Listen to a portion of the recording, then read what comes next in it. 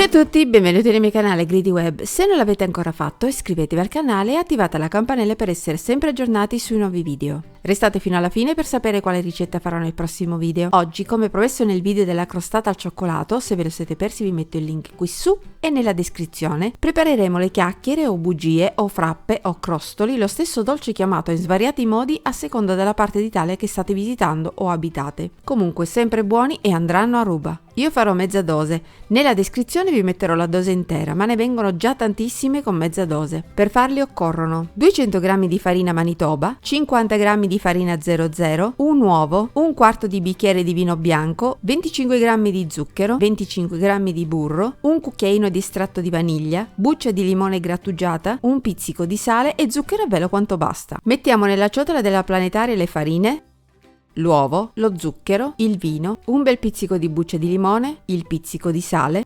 l'estratto di vaniglia. Mettiamo il gancio per gli impasti duri e iniziamo a far lavorare. Aggiungiamo il burro freddo ma morbido a pezzettini e continuiamo a lavorare l'impasto a velocità media per almeno 6-8 minuti. Quando è ben lavorato, toglietelo dalla ciotola e lavoratelo un po' con le mani sul tavolo.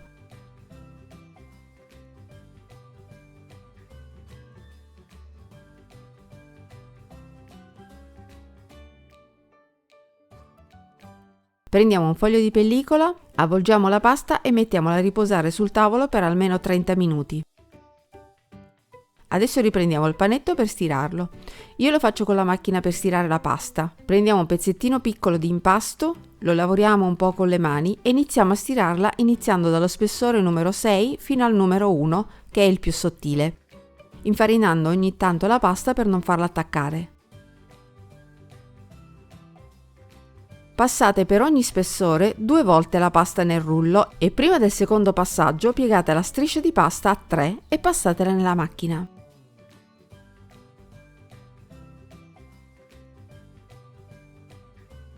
Ottenuta la striscia di pasta sottilissima, la tagliamo per ottenere dei rettangoli.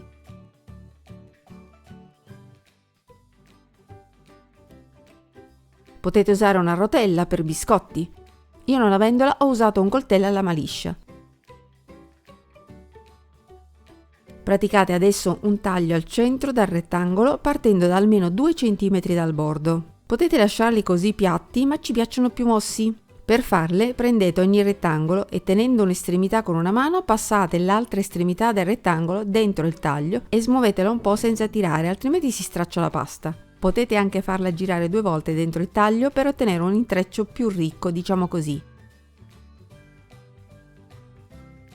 Adesso mettiamo un padellino sul fuoco con almeno 1,5-2 cm di olio di arachidi e lo facciamo scaldare. Buttiamo dentro un pezzettino di pasta per sapere quando l'olio è pronto, questo per chi non ha il termometro per la cucina in casa.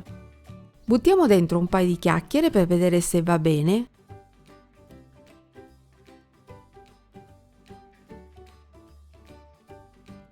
È caldo ma non ha la temperatura giusta, però guardate già che bolle che ci sono nelle chiacchiere. Fatele cuocere per pochi secondi, giratele, non devono colorire molto. Mettetele in un piatto con dei fogli di carta da cucina per assorbire l'olio in eccesso. Invece guardate adesso, l'olio ha raggiunto la temperatura giusta e guardate infatti subito si formano le bolle e diventano dorate, chiare in pochissimi secondi.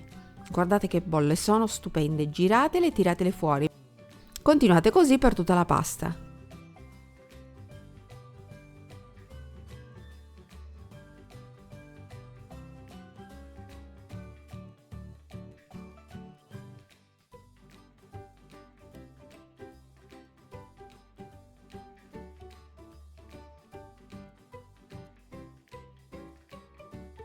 Quando avete finito, passateli su un vassoio e spolverate ogni strato con dello zucchero a velo. Non sono facilissimi? Questa ricetta è fantastica. Se la ricetta vi è piaciuta, mettete un bel mi piace e condividetelo con gli amici. Fatemi sapere cosa ne pensate. Volete sapere cosa farò nel prossimo video? Faremo i bomboloni di Mamma Simo alla crema. Sono buonissimi e sofficissimi. Un abbraccio e continuate a seguirmi. Ciao a tutti!